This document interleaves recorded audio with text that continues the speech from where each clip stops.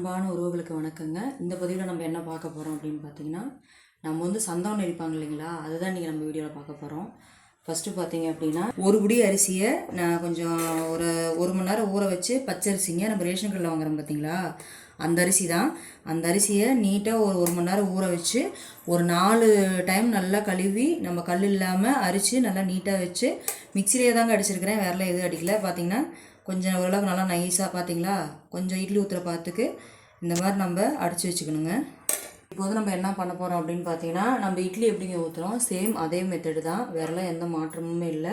நம்ம பாருங்கள், இட்லி பானையை வச்சாச்சு, அடுப்பத்தை வச்சு இட்லி பானையை வச்சு அதுக்குள்ளே பார்த்தீங்க அப்படின்னா தண்ணி ஓரளவுக்கு நம்ம இட்லி வேகிற அளவுக்கு அந்த மாதிரி வச்சுருக்குறோம்.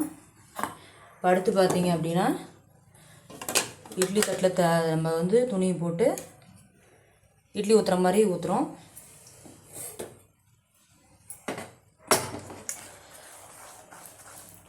இந்த மாவில் பார்த்தீங்கன்னா சும்மா லைட்டாக பட்டும் படாமல் கொஞ்சமாக நம்ம என்ன பண்ண போகிறோம், சும்மா கொஞ்சமாக நம்ம உப்பு போட்டுக்க போகிறோம். நல்லா மாவை பார்த்தீங்க அப்படின்னா கொஞ்சம் நல்லா கிண்டி விட்டுக்கிறோம். பார்த்தீங்களா, இதில் வந்து உளுந்து கிழங்குலாம் எதுவுமே இல்லைங்க, வெறும் பச்சரிசி மட்டும்தான் நம்ம கலந்து அரைச்சிருக்கிறோம். அப்புறம் பார்த்தீங்கன்னா லைட்டாக உப்பு போட்டிருக்கிறோம். உப்புலாம் நிறையா போடக்கூடாது, சும்மா நம்ம லைட்டாக உப்பு போட்டிருக்கிறோம்.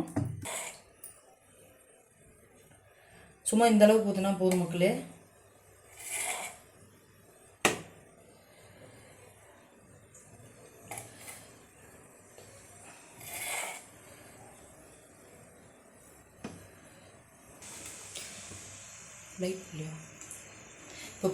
இப்போ பார்த்தீங்கன்னா இப்போ வந்து எல்லா 2 தட்டுலையுமே நம்ம ஊற்றி வச்சுருக்கோம். இந்த அளவு நம்ம இட்லி ஊற்றினா போதும். இப்போ வந்து ஒரு 10 நிமிஷம் நம்ம மூடி வச்சுக்கலாம், வேகட்டும்.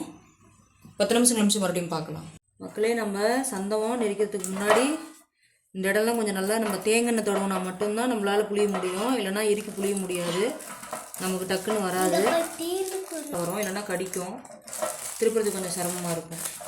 நீங்கள் அப்படின்னா இந்த சந்தனத்துக்கு நம்ம வந்து தேங்காய் ஒரு 1/2 மூடி பார்த்திங்கன்னா நம்ம துருவி வச்சுருக்குறோம், இது போதுமானது. அப்புறம் பார்த்திங்கன்னா 7 அரிசி ஒரு 5 துண்டு மட்டும் எடுத்து வச்சுருக்கோம். அப்புறம் பார்த்திங்கன்னா தேவைக்கேற்ப நம்ம சர்க்கரை எடுத்து வச்சுருக்கோம். நம்ம வந்து சர்க்கரையும் யூஸ் பண்ணிக்கலாம், இல்லைனா எனக்கு சர்க்கரை வேண்டாம், எனக்கு வெல்லம் சாப்பிட்லாம் போல் இருக்குது அப்படின்னாலும் ஒன்றும் பிரச்சனை இல்லை, நம்ம வெல்லம் கூட சேர்த்துக்கலாம். அப்புறம் பார்த்திங்கன்னா நம்ம தேங்காய் வந்து மிக்சியில் போட்டுக்கிட்டோம், இந்த 7 அரிசியும் போட்டுக்கிட்டோம்.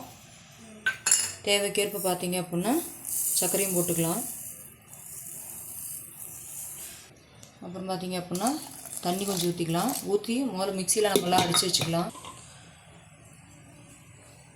இப்போ நம்ம பார்த்திங்க அப்படின்னா தேங்காய் பால் ரெடி ஆயிடுச்சு.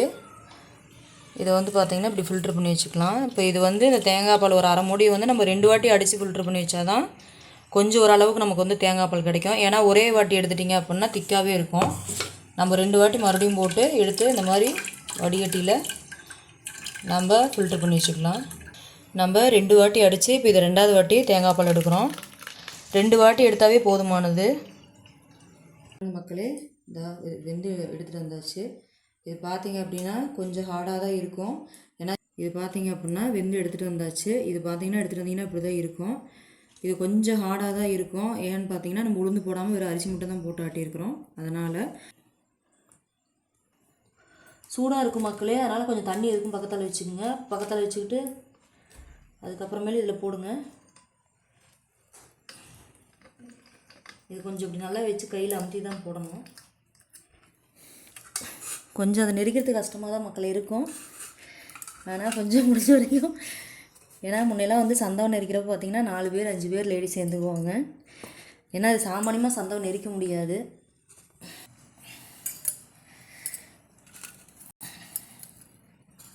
மக்களே நல்லா நீட்டாக சூப்பராக வந்துருச்சு, நல்லா பஞ்சு மாதிரி இருக்குது. இப்போ நம்ம என்ன பண்ண போகிறோம், தேங்காய் பால் கொஞ்சம் ஊற்றி நம்ம சாப்பிட போகிறோம்.